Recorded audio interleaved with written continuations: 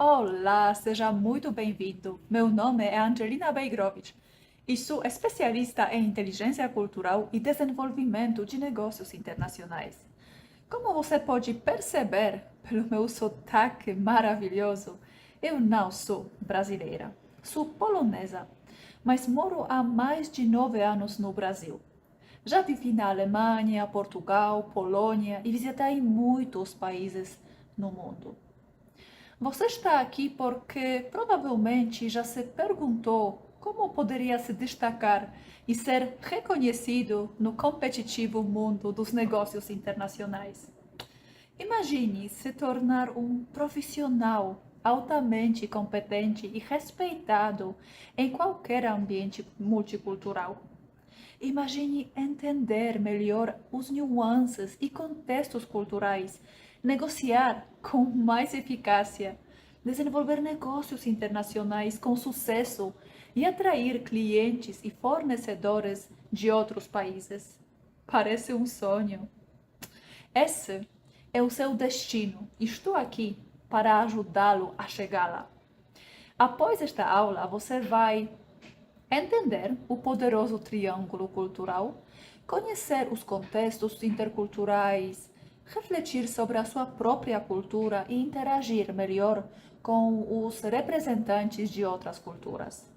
Aprender a se comunicar de forma eficaz com colegas e clientes internacionais, evitando mal-entendidos e fortalecendo suas relações, aumentando sua taxa de sucesso em negociações internacionais, alcançando acordos melhores e mais duradouros.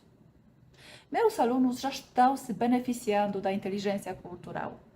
Veja só o que a Aletheia disse sobre este conteúdo.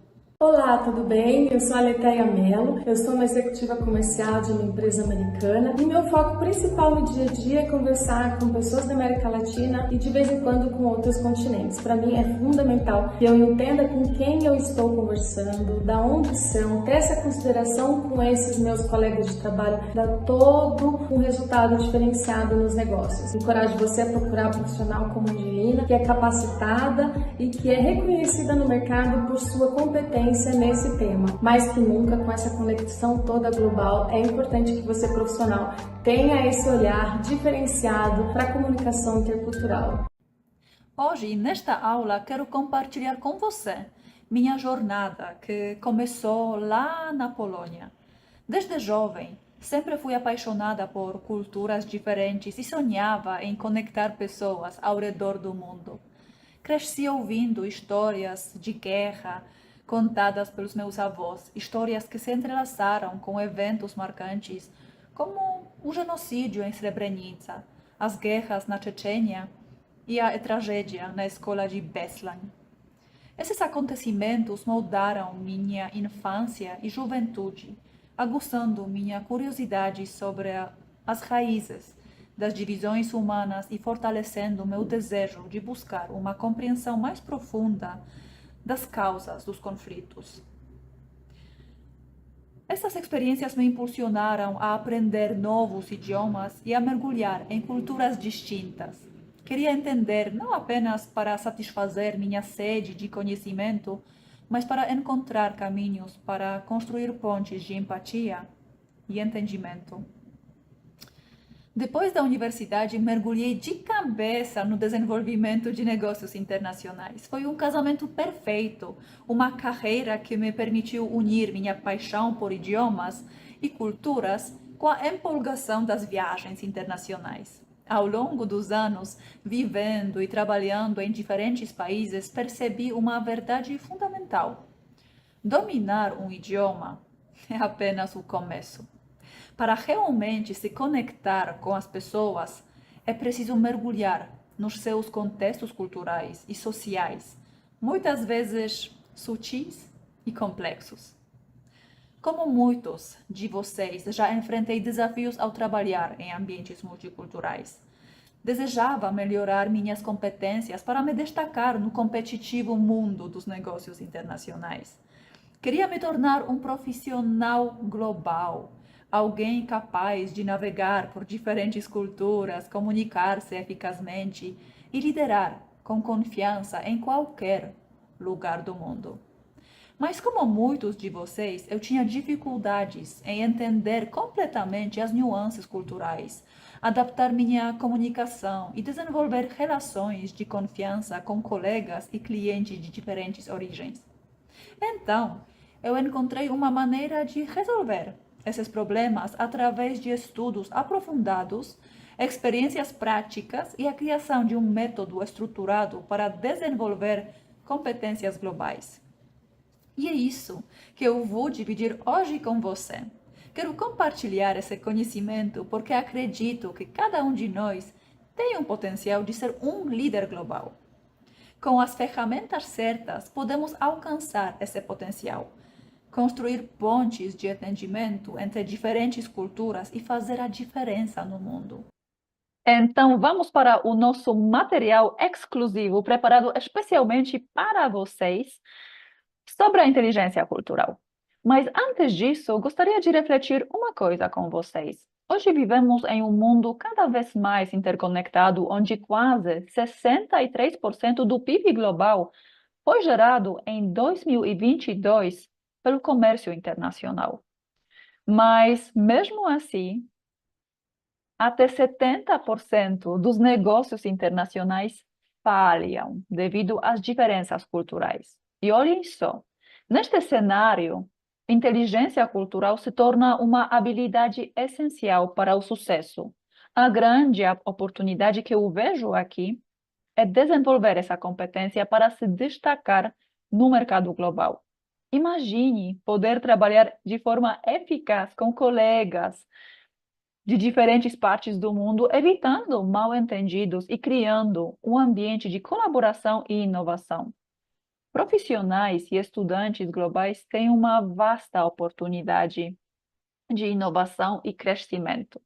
Dominar esse superpoder, inteligência cultural, pode ser a chave para desbloquear essa potencialidade.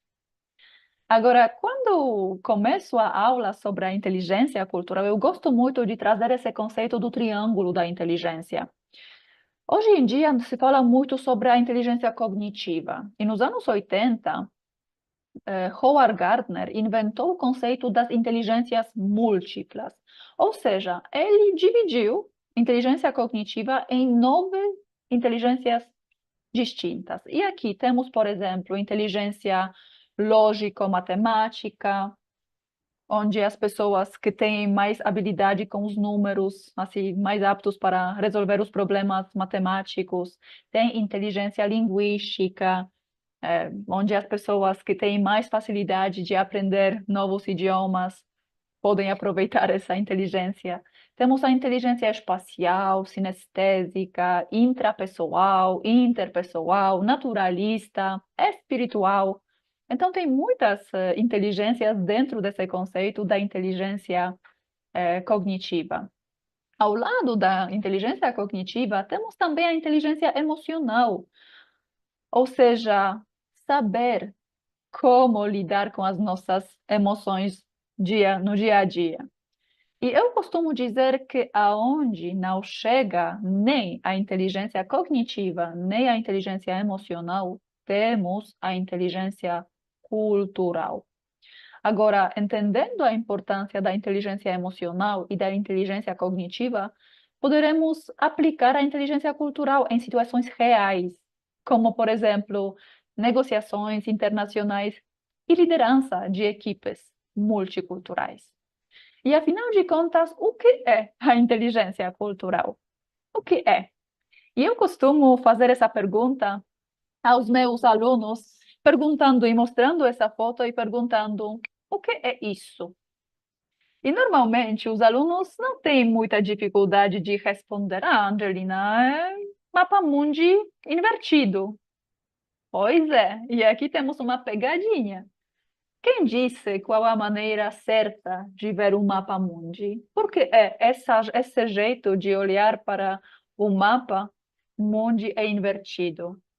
Quem definiu a maneira certa de olhar para o mapa mundi, né?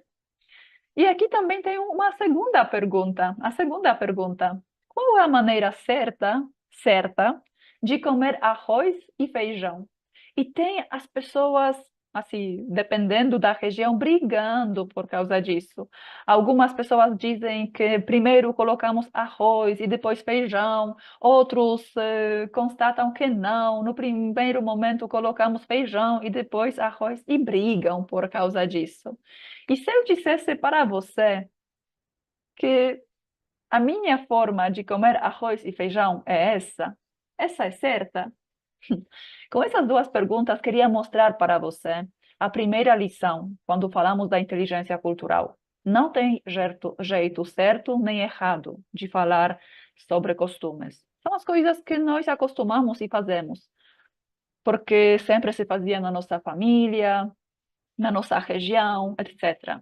Então, a partir de agora, não julgue mais. Não tem jeito certo, não tem jeito errado. Temos jeitos diferentes. E não sei como vocês, mas eu adoro um filme Bastardos Inglórios, do Quentin Tarantino, e lá tem um fragmento que eu costumo dizer que é muito interessante, onde mostra a importância da inteligência cultural. É uma cena em um bar, onde o espião britânico, devido a um detalhe, foi desmascarado pelos alemães. Vamos assistir? Eine Flasche 33 Jahre alten Whisky aus dem schottischen Hochland. Was sagen Sie, meine Herrschaften? Das ist sehr freundlich, Sturmbannführer. Erik, der 33er! Und frische Gläser!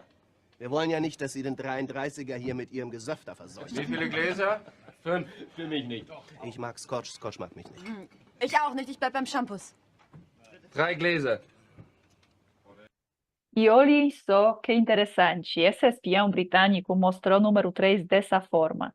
Eu sei que aqui no Brasil também as pessoas costumam dizer, mostrar 3 com esse sinal.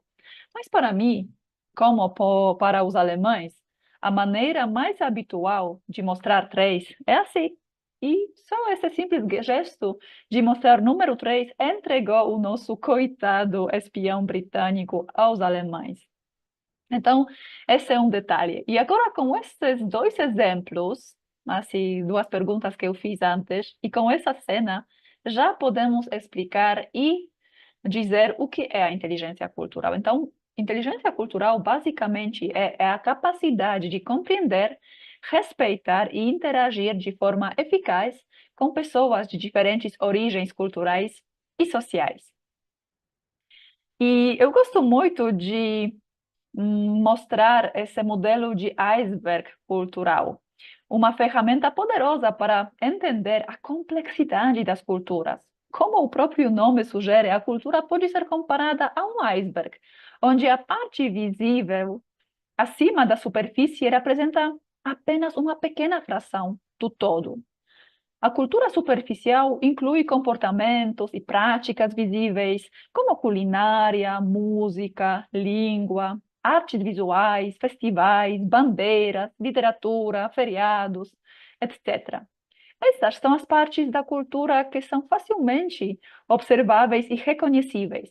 Por exemplo, quando pensamos na cultura japonesa, muitas vezes pensamos em sushi, kimonos ou festivais de flores de cerejeira. Esses são elementos culturais visíveis e facilmente identificáveis que representam cultura superficial. Agora, se nós olhamos para fundo, a parte invisível do iceberg, abaixo da superfície, encontramos a cultura profunda, que inclui atitudes, valores e crenças que não são imediatamente visíveis, mas que moldam o comportamento e a percepção das pessoas. Esses comportamentos, esses elementos podem incluir, por exemplo, crenças religiosas, noções de beleza, linguagem corporal, estilos de aprendizagem, tipos de liderança, papéis de gênero na sociedade. Esses aspectos da cultura profunda são mais difíceis de perceber, mas são extremamente importantes para entender como as pessoas de diferentes culturas pensam e agem.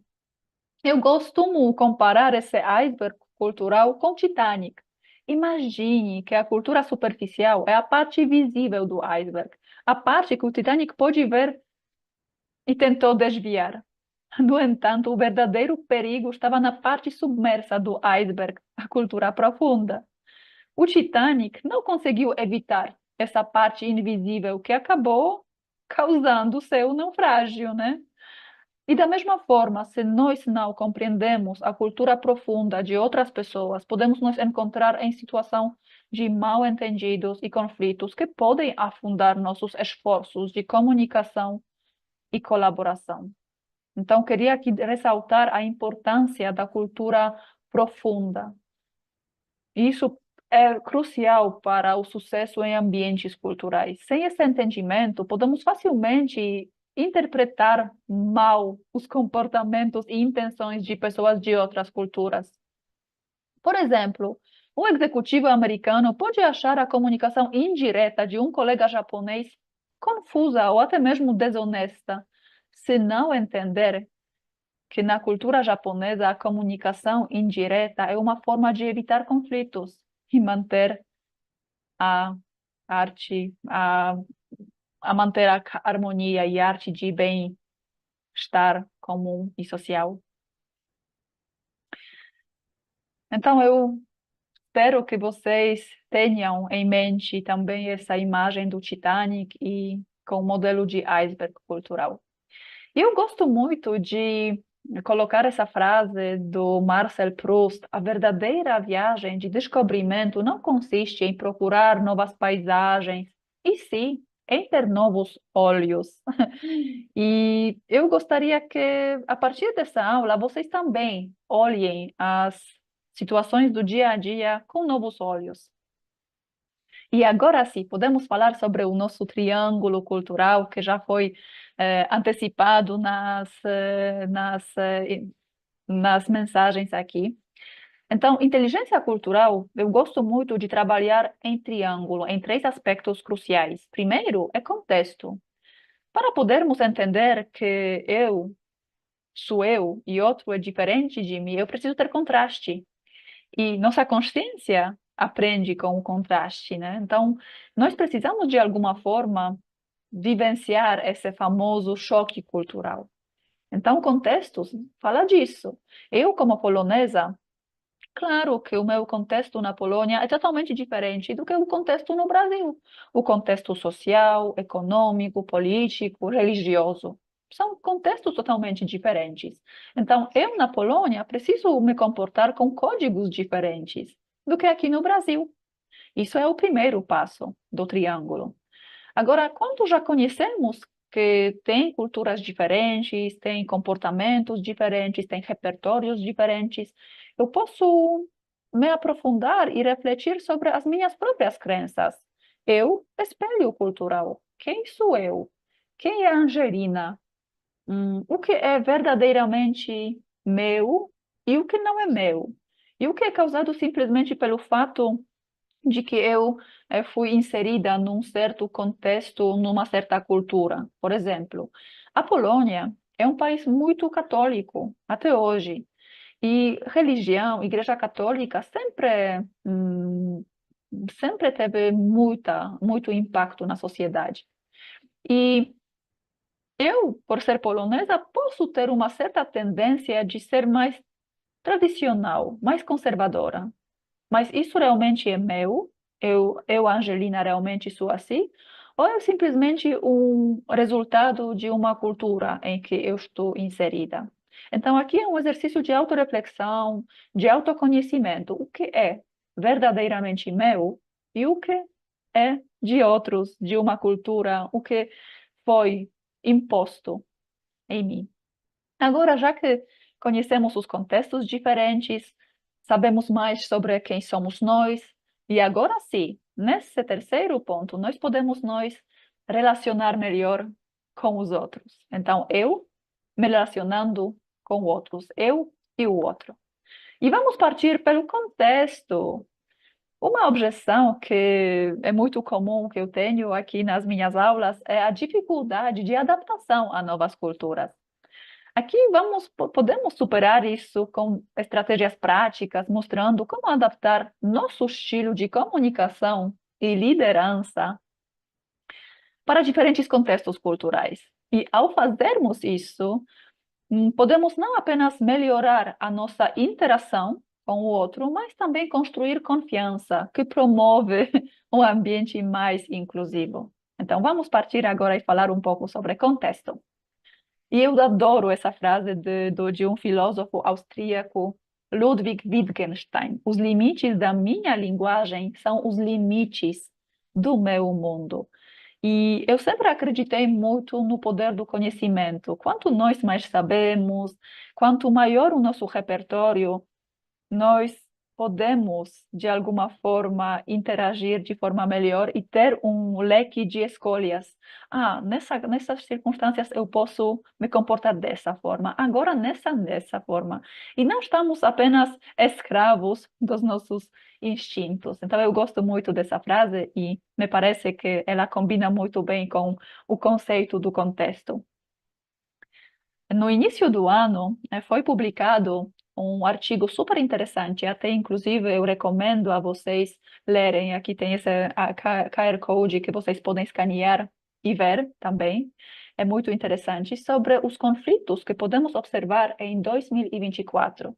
Então, podemos ver que tem aqui alguns pontinhos nesse mapa, verdes, amarelo, e o que é interessante aqui que eu queria mostrar, quais são os contextos diferentes aqui? Olhem só, nesse mapa podemos ver dois continentes onde não há conflitos, ou seja, não muito grandes conflitos que o mundo vai observar.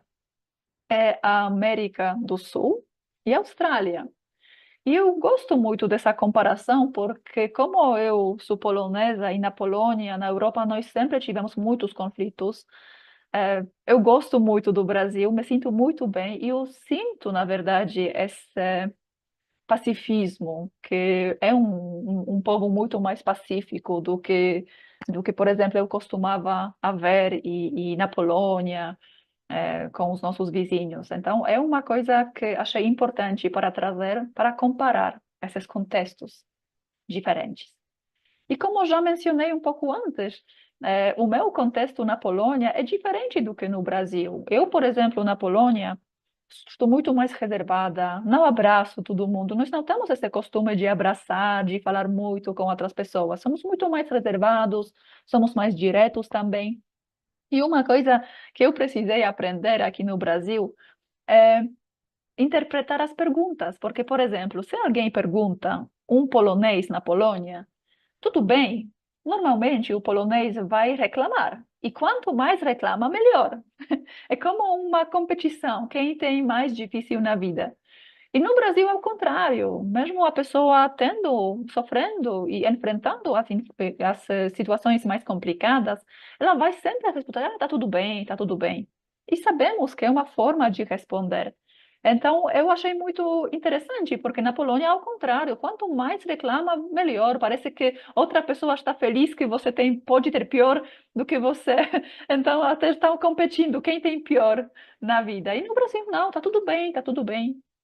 Então, aqui nessa parte, nós falamos sobre contexto, o primeiro pilar do nosso triângulo cultural. Agora vamos partir para eu, o nosso espelho cultural. Aqui vamos refletir sobre como a nossa própria cultura molda nossas percepções e interações. E esse exercício introspectivo aumentará nossa autoconsciência e a nossa capacidade de entender e respeitar perspectivas dos outros, que é super importante. E também eu trouxe aqui para vocês uma frase de Anais Nin: não vemos as coisas como são, vemos as coisas como somos. Então, para refletirmos um pouco. E uma pergunta que não quer calar, já falamos sobre os ingredientes de uma cultura. Quais aspectos de uma cultura vocês acham que podem afetar como somos? Aqui eu separei somente alguns elementos. Claro, tem mais, mas para ser mais objetiva, escolhi alguns. História de um país impacta como o povo costuma depois reagir, e uma mentalidade de um povo. Religião, com certeza também. A língua também influencia muito como nós somos. Como eu dei exemplo do tudo bem, tá tudo bem, tá tudo bem. É uma forma de falar. Clima também, como a pessoa se veste, até inclusive, se usa roupa mais quente ou mais leve.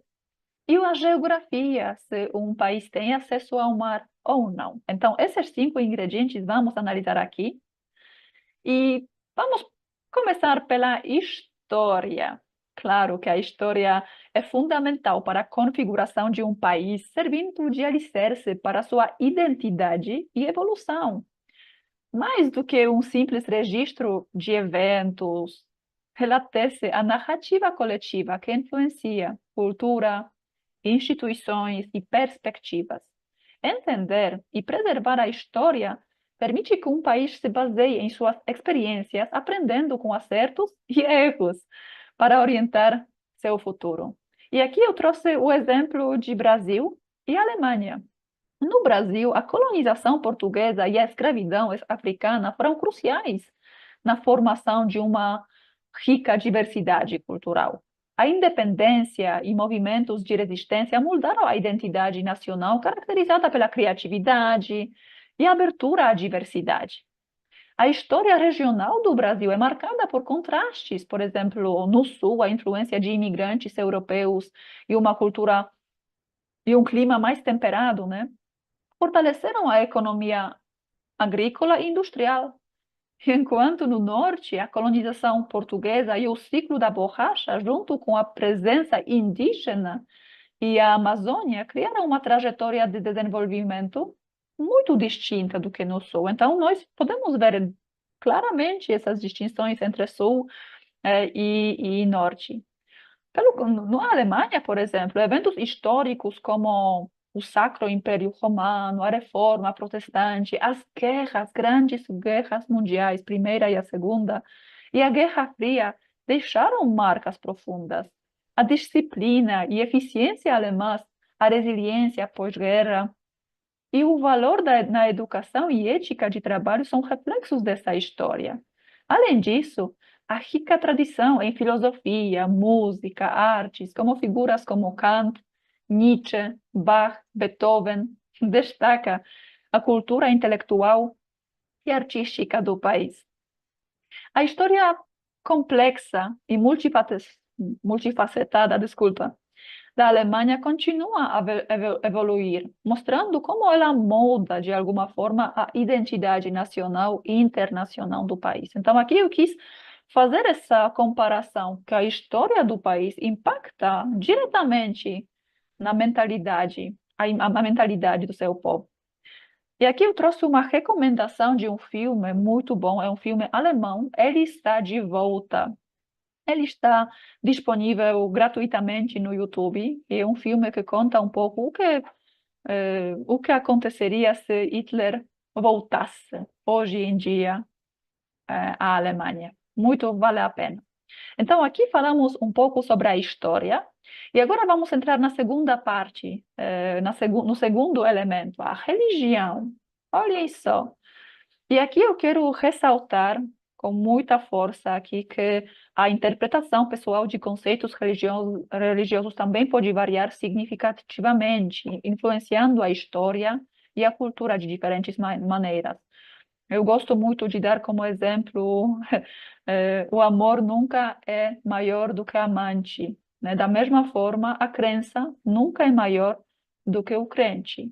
E aqui também quero ressaltar que muitas vezes as interpretações causaram certos problemas na nossa história. Por exemplo, a Santa Inquisição exemplifica interpretações extremas do cristianismo.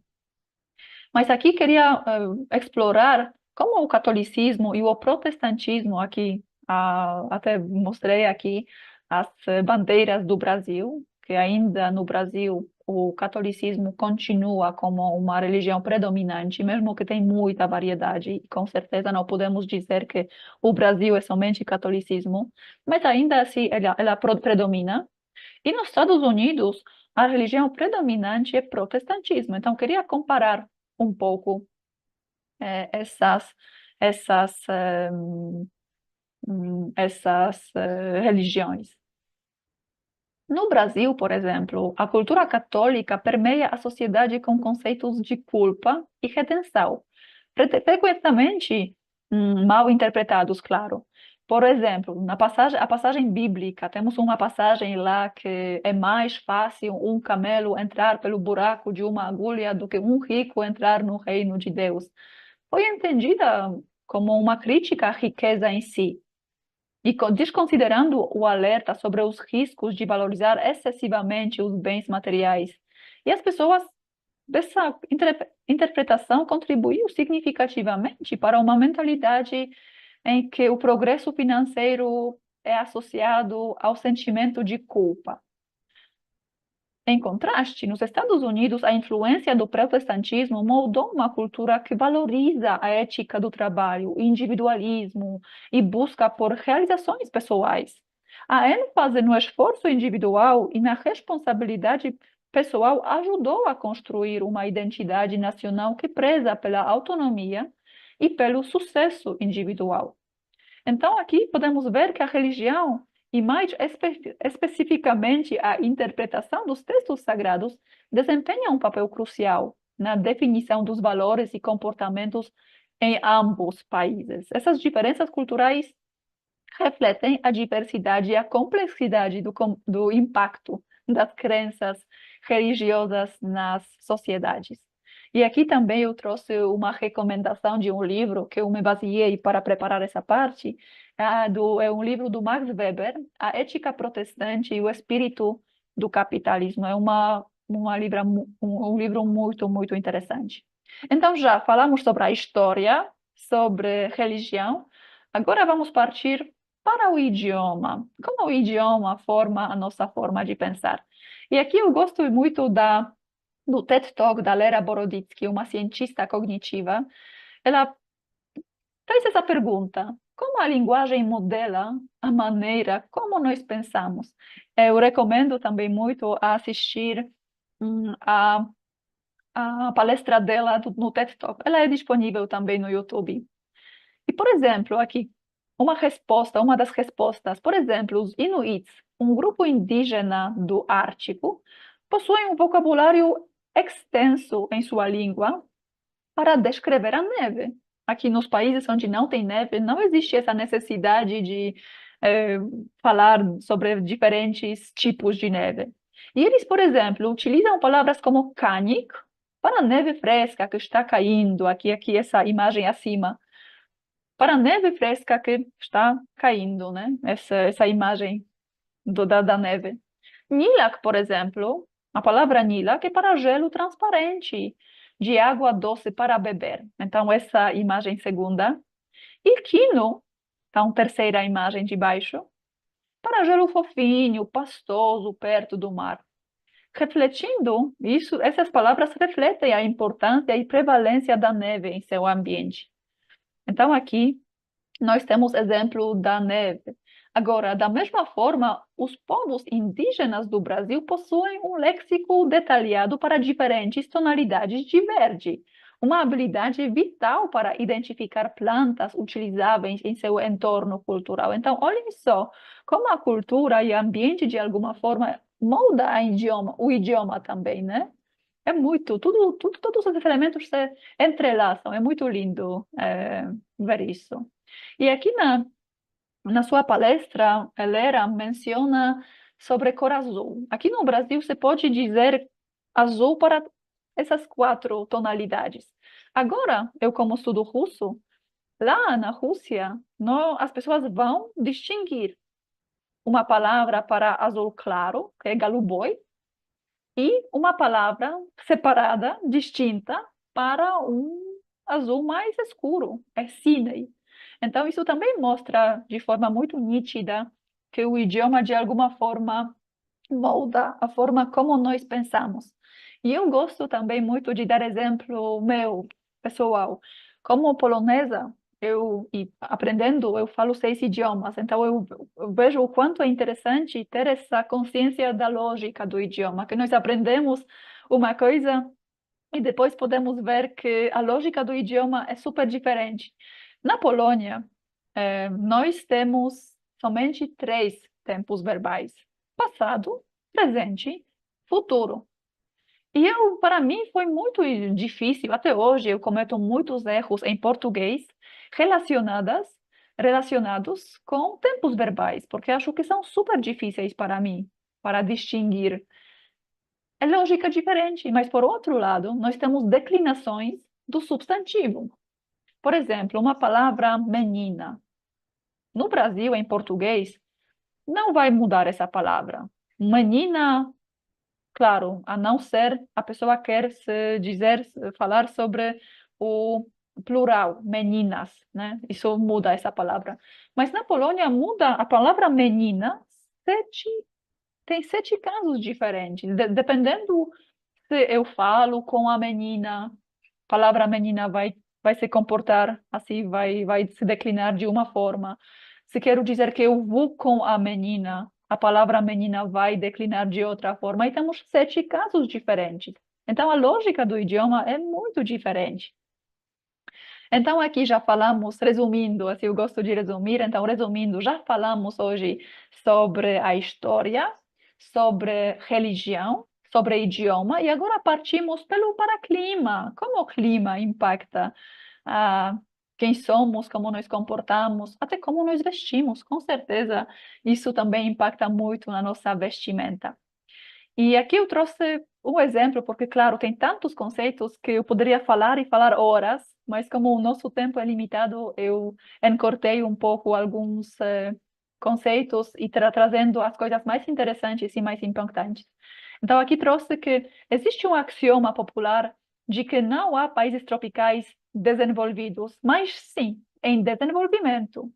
E claro que é uma generalização que aponta para o desafio que climas extremos podem trazer ao desenvolvimento econômico sustentável.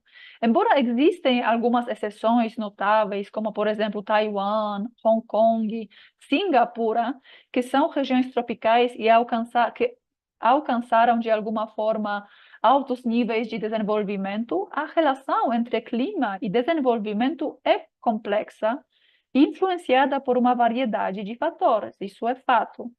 Morar em zonas tropicais frequentemente traz desafios únicos à saúde pública, particularmente no que se refere a doenças transmitidas por vetores, como, por exemplo, Zika, febre amarela, malária, entre outras.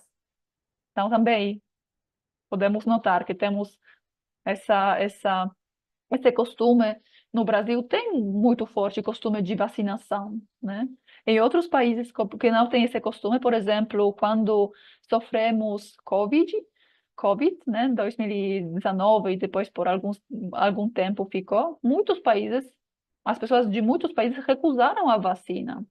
Não tiveram esse costume com vacinação. Estas doenças, assim, são especialmente prevalentes em climas quentes e úmidos, que proporcionam condições ideais para a proliferação de mosquitos e outros vetores. E o impacto dessas doenças na saúde pública vai além do imediatamente aparente, estendendo-se ao desenvolvimento socioeconômico das regiões afetadas. E eu gosto muito de uma pesquisa do Jeffrey Sachs, um economista de renome, que destacou a correlação entre a prevalência de doenças tropicais e o crescimento econômico. Ele apontou que, considerando fatores como pobreza inicial, política econômica, localização geográfica tropical e expectativa de vida, o crescimento per capita em áreas afetadas pela malária é, em média, cerca de 1,3% menor em que regiões não afetadas por essas doenças.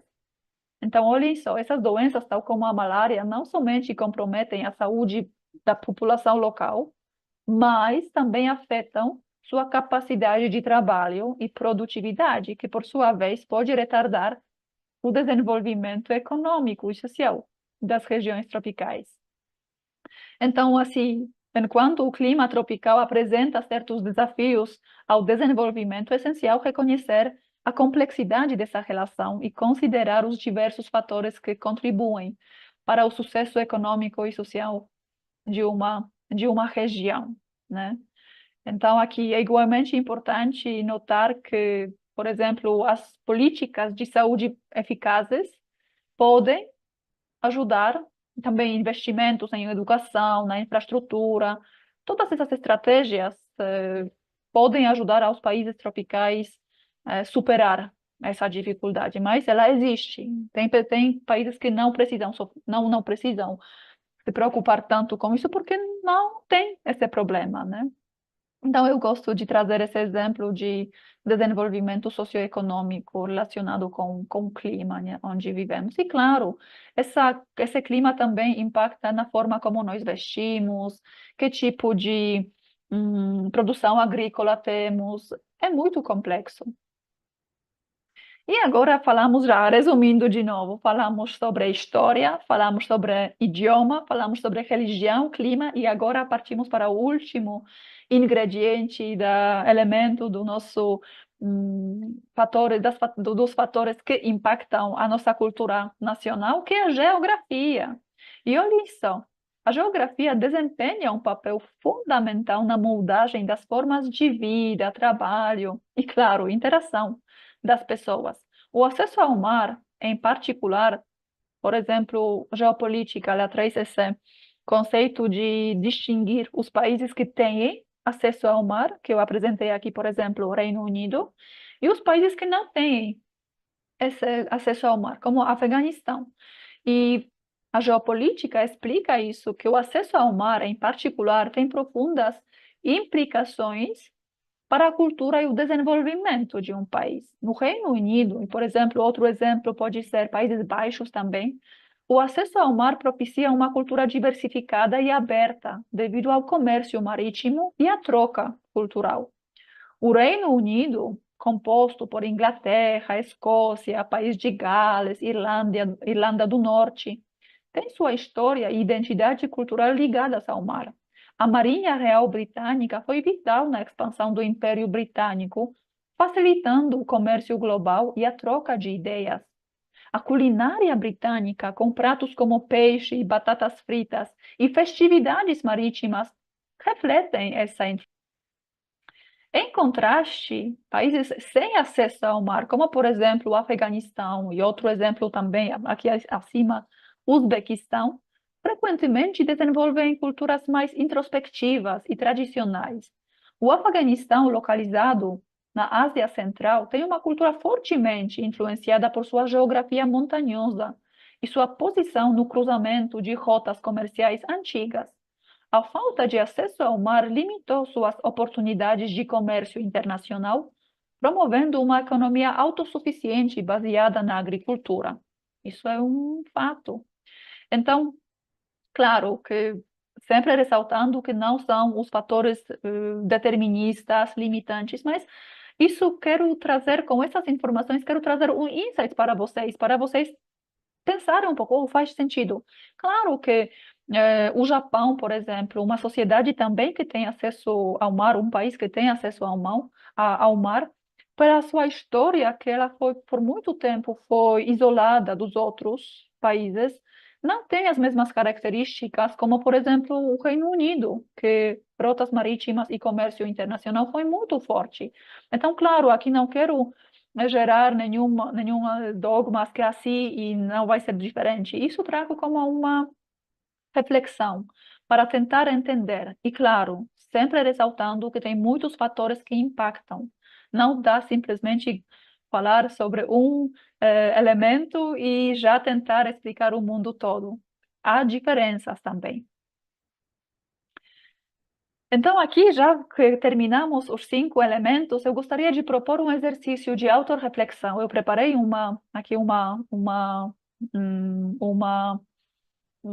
tabela onde separei como esses aspectos, esses elementos impactam para dentro, me impactam para dentro, ou seja, como eu me comporto, como eu penso, como a história, por exemplo, impactou como eu me relaciono com os outros, isso seria para fora. Idioma, como eu me comunico comigo mesma, quais palavras eu uso e como eu me comunico com os outros. Então, para tentarmos um pouco responder essas perguntas, fazermos essa autoanálise, autorreflexão, respondendo como história, idioma, geografia, religião e clima impacta para dentro, eu, e para fora, contato com o mundo. E aqui, como não temos muito tempo, nosso tempo é muito escasso, eu gostaria de propor vocês poderem copiar essas perguntas, que eu até preparei perguntas para facilitar o exercício sobre a história. Aqui sobre o idioma, também podem fazer print screen. Eu não vou ler para não perder o tempo, mas vou deixar um pouquinho de tempo para vocês fazerem um print screen. Geografia. Aqui, geografia temos. Religião. E o clima.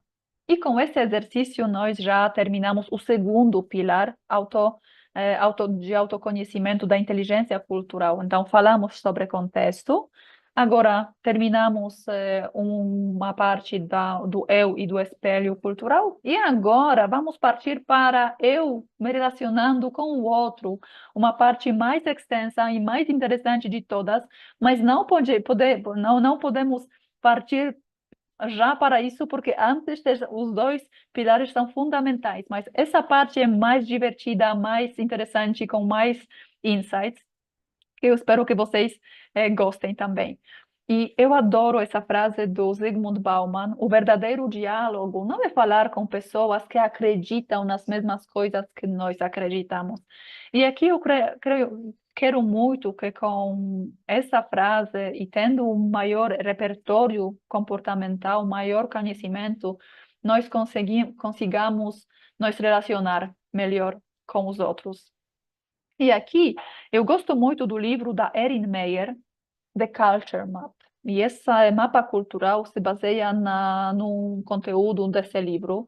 Infelizmente, eu não vi esse livro em português. Eu encontrei aqui em casa, eu tenho em inglês, mas eu vi que também existe um livro em espanhol. Mas não tem problema, eu aqui preparei esse mapa cultural. Basicamente, esse livro trata sobre 8 dimensões no mundo corporativo, como podemos melhorar as interações com os outros, sabendo que os países se encontram em diferentes lugares nos seus mapas culturais. Por exemplo, temos 8 dimensões.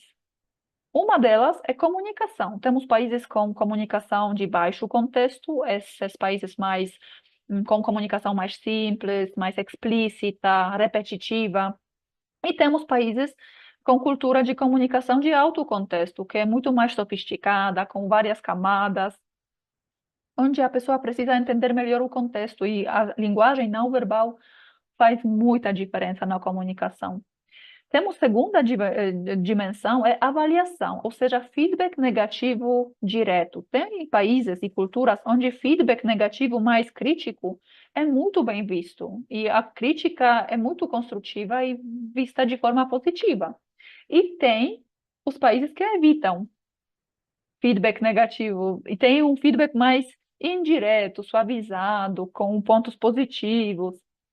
Temos liderança também, terceira dimensão. Temos culturas onde predomina a liderança mais igualitária, e temos culturas com liderança hierárquica. Decisão, tomada de decisão. Temos as culturas com tomada de decisão mais consensual, onde todo mundo participa, e top-down, onde o chefe decide e somente entrega o resultado para a execução dos liderados. A construção de confiança. Tem culturas onde a confiança é baseada em relacionamentos, ou seja, a pessoa precisa conhecer com quem está lidando, como no Brasil, por exemplo. É uma forte cultura de relacionamento. E tem culturas, como por exemplo, cultura alemã, que se baseia a confiança na forma como a pessoa trabalha e entrega tarefas. E assim, são grandes diferenças, abordagens são diferentes. Mais uma dimensão é desacordo. Tem culturas que gostam de discordar, de bater em frente com pessoas para aprender, até inclusive. E tem culturas que evitam a qualquer custo de qualquer desacordo, qualquer discussão, e não vão querer entrar nessa nunca.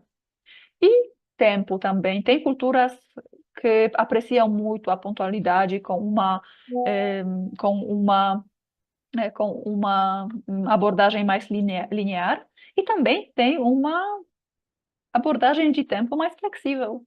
E princípios também, persuasão, no sentido, tem culturas que persuadem partindo pela teoria, muitos conceitos teóricos, por exemplo, na França, na Alemanha, a pessoa precisa entender os conceitos teóricos antes de decidir e fazer alguma coisa. E tem países, por exemplo, como os Estados Unidos, que partem para as aplicações. Como podemos aplicar essa solução? Então, não querem saber tanto das teorias chatas, né?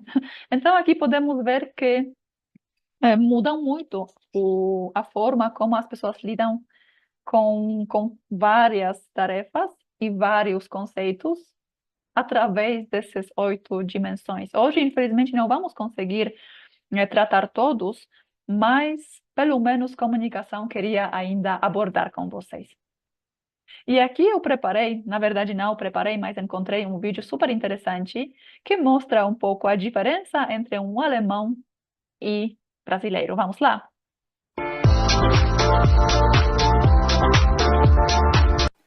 Oi, Klaus! Vamos ao cinema no final de semana? O que você acha? Oi, Ana. Ah, não posso. Tchau. Oi, Ana. Bom dia, tudo bem? Vamos fazer um churrasco este final de semana, o que você acha? Ah, final de semana? Mas já quer combinar uma coisa para final de semana? Mas a gente combina ainda, tá? É ainda cedo, né? A gente pode combinar ainda uma coisa, eu te ligo. Mas nós podemos combinar agora. Mas a gente combina, tá? A gente se fala ainda, tá? Tchau. Então, tchau. Olha, que interessante. Eu posso confirmar que é um pouco assim. Então, aqui vemos a comunicação de alto e de baixo contexto, de dizer não, né? O brasileiro tem uma dificuldade de dizer não, que não pode abertamente, e o alemão não tem essa dificuldade. E aqui vamos falar, então, sobre a comunicação. Como mencionei anteriormente, temos a comunicação de baixo contexto, que é muito mais precisa, simples, repetitiva, clara, sem muita coisa para imaginar, é muito claro. E tem culturas de alto contexto, onde a comunicação é mais sofisticada, mais cheia de camadas, tem muitas mensagens entre linhas. E aqui abaixo eu coloquei como uma escala, assim, tem dois extremos, né? De um extremo de baixo contexto temos, por exemplo, os Estados Unidos, que é um país mais com essa cultura de baixo contexto. E uma coisa interessante que explica um pouco, porque podemos ver que temos Estados Unidos, Austrália, Canadá, são os países onde teve muita imigração de vários países. Então, essas sociedades muito heterogêneas precisavam de trabalhar em conjunto, mesmo cada um falando outro idioma. E isso criou uma linguagem muito explícita, sim ou não? Quero ou não quero? Faço ou não faço? Não tem muito espaço para adivinhar o que a pessoa quer de você. Ela vai falar explicitamente. Então, a história de um país, né, como nós falamos antes, também impacta como nós somos. E aqui tem uma cultura de comunicação super direta, super clara, super precisa, explícita, sem espaço para adivinhar. Do outro extremo, temos as culturas como, por exemplo, a japonesa, coreana, da Indonésia. Então, tem as histórias desses países são totalmente diferentes. O Japão, por exemplo, é uma sociedade muito homogênea. Então, as pessoas já conseguem entender contexto, sabem o que significa esse silêncio. As pessoas entendem isso. Até tem uma expressão muito interessante em japonês, kuki yomenai, que significa aquele que não consegue ler o ambiente, o ar. Então, essa expressão diz que as pessoas precisam prestar muita atenção na comunicação não verbal, porque é diferente. Então, temos dois extremos aqui nessa escala, e podemos ver que alguns países ficam em vários graus dessa escala. Por exemplo, o Brasil fica mais ou menos no meio, um pouco mais para alto contexto. Mas o que é importante ressaltar aqui, que essa escala é relacional, ou seja, brasileiro pode ser considerado como uma pessoa da cultura, da comunicação de baixo contexto pelo japonês, pelo chinês, porque fica mais do lado, comparando com China e com o Japão, do lado esquerdo da escala, mais para o lado da baixa comunicação, do baixo contexto. Já para a polonesa, como eu, para mim, o brasileiro já é um representante de uma cultura que tem uma tendência de ser mais de alto contexto. Então, eu já notei que tudo bem, tudo bem. Já preciso também aprender a ler esse ar. Então, aqui é muito importante para não tratar que essa cultura é sempre de alto contexto, essa de baixo. É relacional, dependendo com quem lidamos, quem somos, onde nós encontramos nessa escala, nossa cultura e com quem nós lidamos. É muito importante, tá? Então, aqui vamos fazer uma pergunta, então. Como podemos melhorar a interação entre essas culturas aqui? E eu trouxe aqui uma metodologia geral, uma estratégia geral. Primeiramente, partimos para a análise cultural. E aqui eu posso dar o meu próprio exemplo. Como na Polônia nós temos comunicação muito direta, muito mais de baixo contexto comparando com o Brasil, e nós respeitamos o tempo do nosso cliente. Quando eu telefonava aos meus clientes na Polônia, eu era muito direta, muito respeitando o tempo dele, então já partia e ia direto ao ponto. Aqui no Brasil, eu notei que com esse comportamento eu estou considerada uma pessoa rude, arrogante até. Então precisei aprender, foi difícil para mim entender, mas por quê? Eu respeito o tempo da pessoa, não quero que eu sei que ele tem outras tarefas para fazer, então não vamos falar meia hora aqui por telefone. E eu notei que aqui no Brasil é uma cultura de relacionamentos. A pessoa precisa entender quem sou eu, porque como nós vamos trabalhar juntos, né? É importante nós termos uma ligação, os laços, né, criados.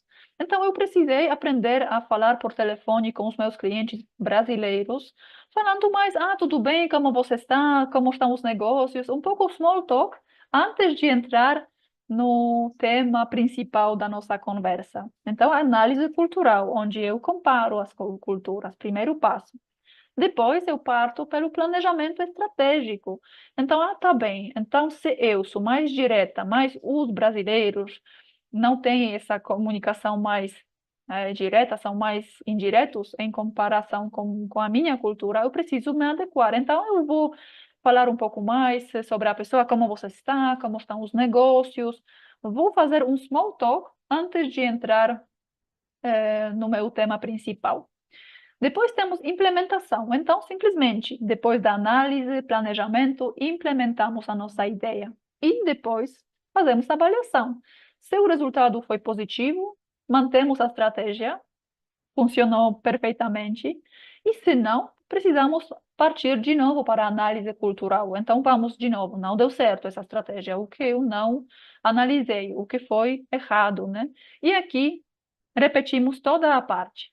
E assim, essa é uma metodologia mais geral para sempre termos em vista de fazendo essa comparação e tratar isso como as estratégias de comunicação, o repertório comportamental.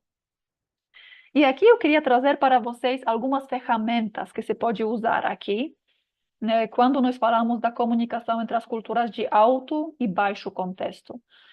Uma dessas ferramentas são intensificadores. Como o próprio nome diz, são as palavras que intensificam a mensagem. Por exemplo, muito, realmente, você fez um trabalho realmente incrível. Eu ressalto com essa palavra.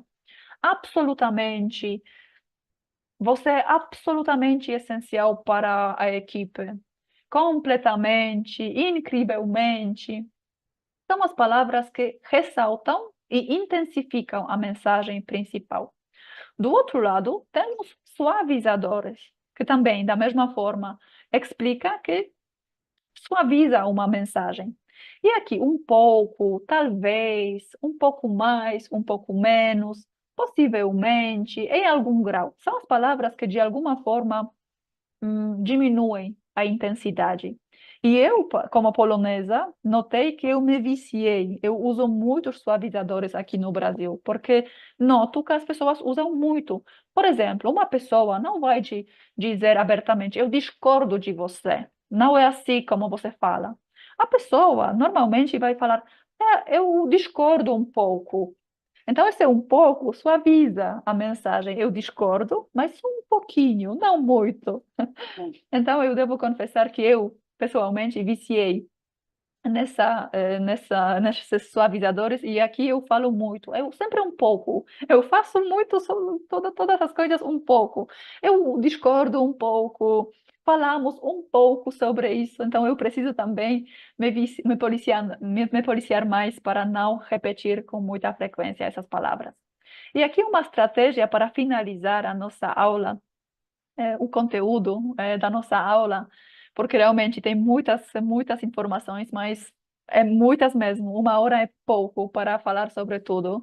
Mas queria dar como uma norte, que no caso das culturas de baixo contexto, nós deveríamos priorizar o uso de intensificadores, e no caso das suavizadores, evitar. Então, aqui, baixo contexto, usamos muitos intensificadores e evitamos suavizadores. No